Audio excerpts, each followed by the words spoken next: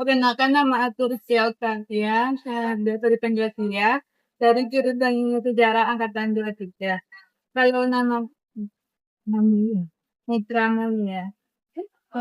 Jadi kami itu ada tugas tentang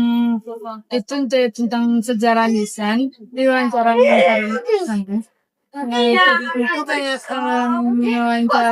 wawancara dalam konteks korupsi gitu kan.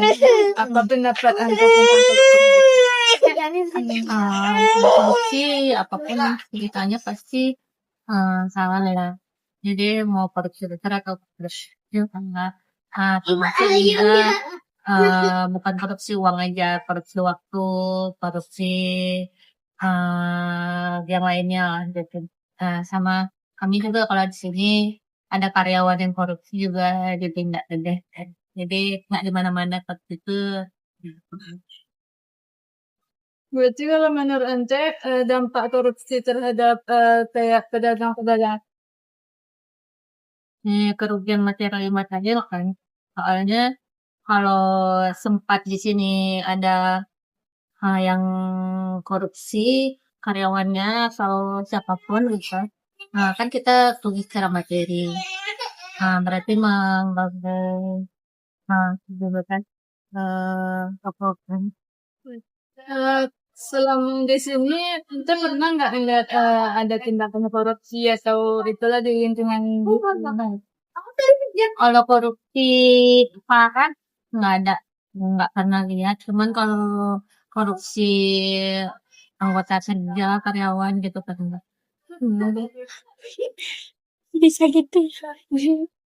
Berarti di sini tuh konteks korupsinya itu kalau karyawan itu dalam konteks gimana tuh? Mengambil yang bukan haknya. Korupsi itu kan mengambil yang bukan haknya kan. Jadi kayak ngambil duit laci, ngambil uang penjualan gitu.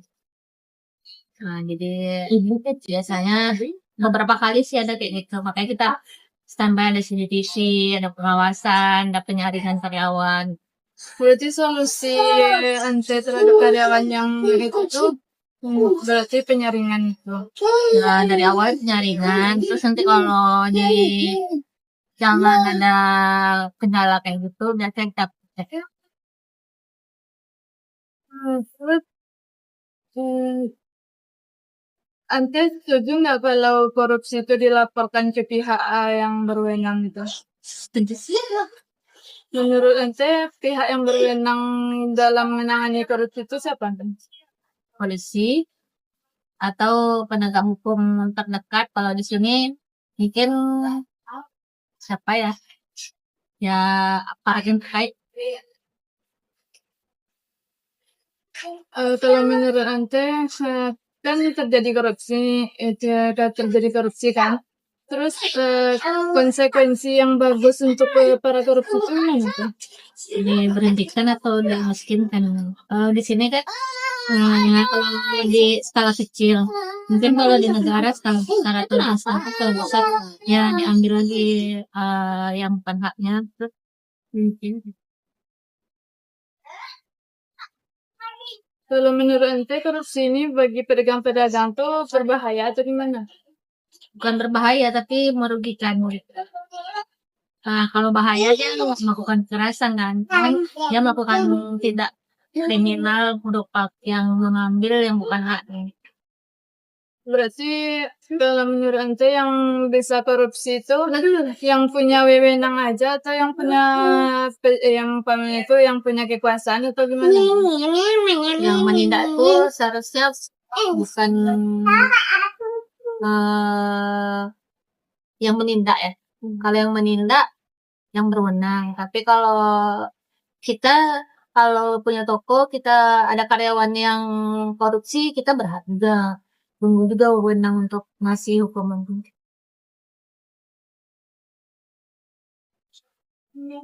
Menurut Ente yang motif orang melakukan korupsi itu maksudnya itu maksud tujuan orang korupsi itu gimana? Memperkaya diri sendiri dan mengambil keuntungan pribadi melalui orang lain. Kan tadi kata ente, banyak korupsi tentang yang terkait karyawan-karyawan tuh, Mbak. Konsep itu tuh bagaimana cara ente ikut dalam menangani korupsi? Eee, pencegahan pertama, yang kedua penyaringan. Nah, pencegahannya kita, setelah kita saring karyawannya kira-kira yang kompeten atau enggak, setelah itu baru kita, pengawasan pakai CCTV atau pakai tes-tes gitu. Berarti kalau menurut ente, kalau pedagang-pedagang tuh bisa memberantas korupsi? Kalau dari lingkup dia pasti bisa.